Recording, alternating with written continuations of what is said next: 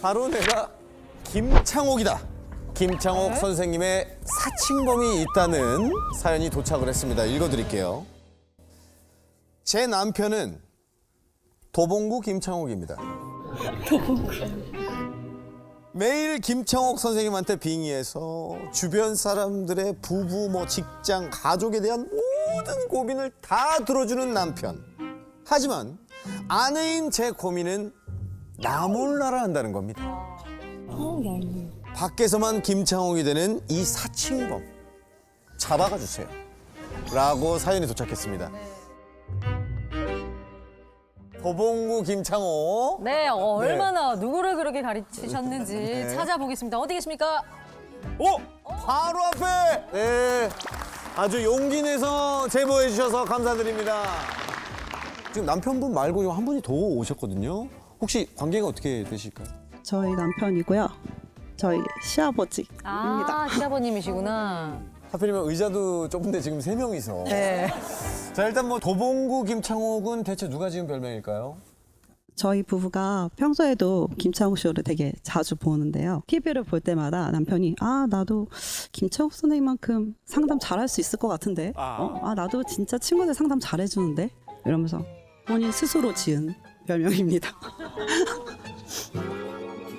친구들이 이제 부부싸움 같은 거 하고 그러면 연락이 오거든요. 그러면 자기가 마치 부부싸움 해결사가 된 것 마냥 엄청 신이 나서 나가요. 아, 싸웠는데 신이 나서 나가.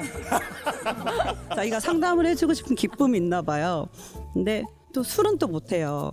그러니까 친구들이랑 편의점 같은 데 과자 한 봉지 사놓고 약간 친구 와이프의 빙의를 해서 막 2시간이고 3시간이고 그냥 그 편의점에 앉아가지고 얘기를 막 하고 오는 경우도 있고, 한 번은 이제 어린 여자 직원이랑 며칠 동안 몇 시간씩 DM을 계속 주고받는 거예요.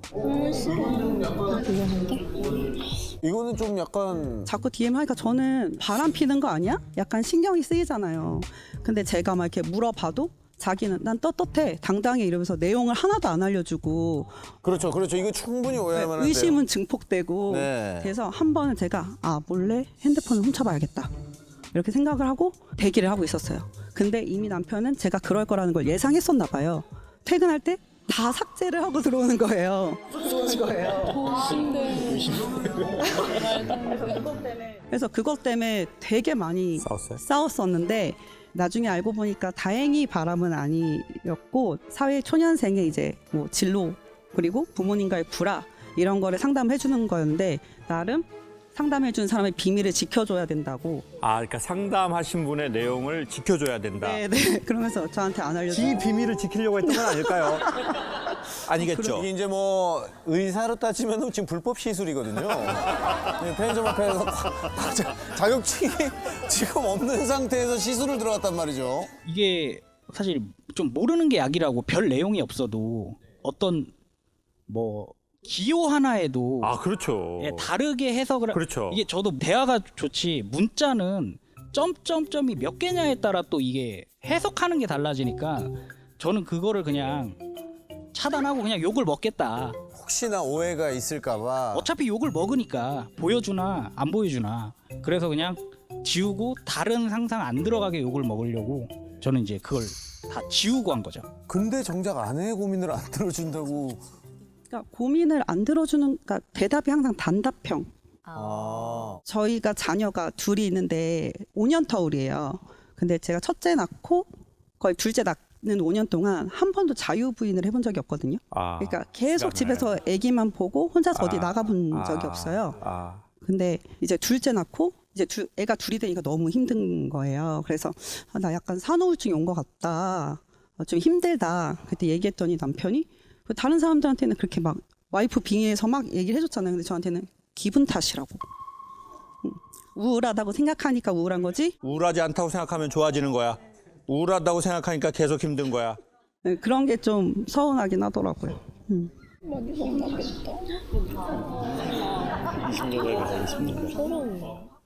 근데 밖에서는 왜 그렇게 집에서는 안 하시다 밖에서는 지인들의 고민 상담을 이렇게 하시는 거예요? 밖에서 이제 누굴 만나면 문제점을 얘기를 하면서 그러면 제가 이제 좀 머리가 돌아가요. 오히려. 갑자기 도파민 같은 게 나오면서 네네. 왜냐하면 그 보통 이게 물어보는 사람들이 저도 예전에 과거에 좀 결혼 초에 겪었던 저도 해결했던 방안을 얘기를 할 수 있을 자신이 있으니까 더 좀 쉽고 편하고. 오케이. 근데 그거는 저랑 비슷한 것 같아요. 저는 제 일로는 머리가 안 도는데 누군가가 저한테 물어보면 그때 머리가 싹 돌거든요. 네네네. 그러면 제가 우리 선생님에 대해서는 이렇게 말할게요. 만약에 지금 어떤 다른 사람이 네. 내 남편이 다른 여자한테는 2시간 동안 메시지 하면서 나한테는 뭐 그냥 되게 단답형으로 말해요. 나는 자기 아이 2명이나 낳고 이렇게 힘들게 키우고 있는데 그러면 선생님 뭐라고 지금 얘기하겠어요? 이거 아내가 아니라 외부 여자분이에요. 그거는 잘못한 것 같아요. 그 사람이. 그 남자가 그럼요. 그거는 분명히 잘못된 것 같고 알고 있네요. 사과해야 됩니다. 이게 무슨 일이야 이게 자가치료 아니면 자가치료? 그냥 그 남편분한테 저는 드리는 그 말씀이고 남편분한테 뭐라고 말해주실 거예요? 정신 차려라. 지금 정신 차려라. 네가 아는 게 다가 아니다. 네가 아는 게 다가 아니다. 이런 말을 좀 해주고 싶네요. 아니 근데 이거 진짜 금방 딱 선명하죠. 왜냐하면 선생님의 탤런트가 누군가가 질문을 구하고 나한테 도움을 구했을 때 선생님의 머리가 빡 돌아가는 것 같아요. 활성화가 돼. 근데 보통 그런 사람은 아내한테도 막 이렇게 하는 편인데 지금은 아내한테도 그 에너지를 좀 안 쓰시고 네네. 그걸 이제 외부 사람이 뭔가 어떤 문제를 나에게 딱 얘기할 때 그때 이렇게 쫙 쓰시는 거죠. 네, 좀 그런 것 같아요. 오케이. 근데 이제 이유가요. 이게 또 좀 있긴 있는데 있어요? 와이프도 김장욱 쇼를 봐요. 네. 그래서 제가 어설픈 화법으로 들이대면은 네. 다 알아요. 그거 알아. 네, 저 멘트 넣어서 들었는데 저것도 써먹네 또 이렇게 돌아가기 그거 때문에 선생님이 얘기한 거잖아. 이렇게 하시구나 리액션을. 저도 그냥 미안해하고 푸는 게 아니고 뭔가 좀 재밌는 위트 있게 좀 말하면서 풀려고 이제 항상 하다 보니까 그러니까 아내가 강연 들어서 웬만한 말들은 잘 알고 있어. 근데 나도 이걸 좀 재밌게 또 하고 진정 어리게 하고 싶은데 이걸 어떻게 또 재밌게 설명하지? 또 렉이 걸린 거야. 근데 그것을 내 케이스로 돌리기만 하면 되는 거죠. 그러면 이제 선생님은 가장 좋은 해답을 알고 계실 거라고요. 그리고 그렇게 단답형으로 말하지 말고 가서 사과해라. 근데 저는 여기서 이제 궁금한 게 대체 시아버님은 왜 데리고 오신 건지. 나도 궁금했어 그게. 한 번도 안 오늘 이야기가 흘러가는 걸 보면 시아버님이 등장하지 않으실 것 같고 또 옆에서 지금 아들의 잘못을 분명히 얘기를 하는데 계속 계시니까 미동 하나 없으셔. 아드님께서 뭐 아버님 고민 같은 거 잘 들어주세요? 고민이 뭐예요? 대화가 돼야 되죠. 대화를 피하는 건지 안 하려고 하는 건지. 어릴 때 저 엄마가 참새라는 별명까지 지어줬어요. 말을 짝짝짝 이렇게 해서요? 참새라는 하니까. 별명까지 지어줬는데 결혼하고 나서부터 그냥 무뚝뚝해지면서 대화를 피하는지 안 하려고 하는지 그래요. 근데 그럼 결혼하기 전에는 아버지한테도 말도 많이 하고 엄마한테도 그럼요. 말도 하고 그랬어요? 예. 이게 정말 결혼하고 나서부터 이런 일이 발생됐어요. 그게 더 문제인 것 같아요.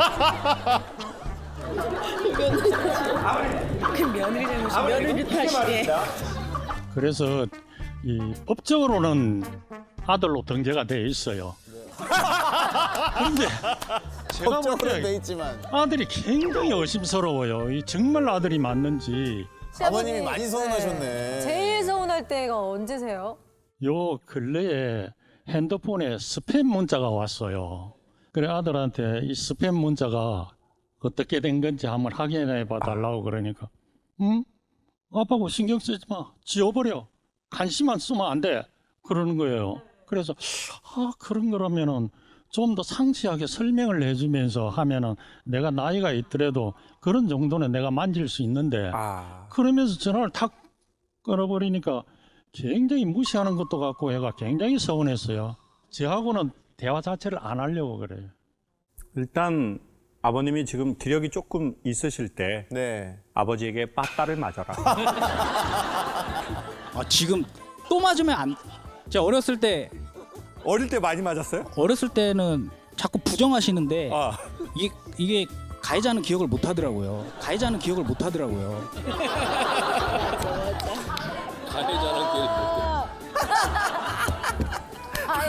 제가 심지어 집에 맞고 난 다음에 굳이 사진을 찍어놓은 그것도 있거든요. 근데 자꾸 그 사진이 아니라고 하시는데 저는 명확히 기억을 하는데 지금 맞으면 안 됩니다. 아버님이 입이 너무 웃기시네요. 이제 안니가 이렇게 계시다가 아버님 혹시 뭐 하실 말씀 있으십니까?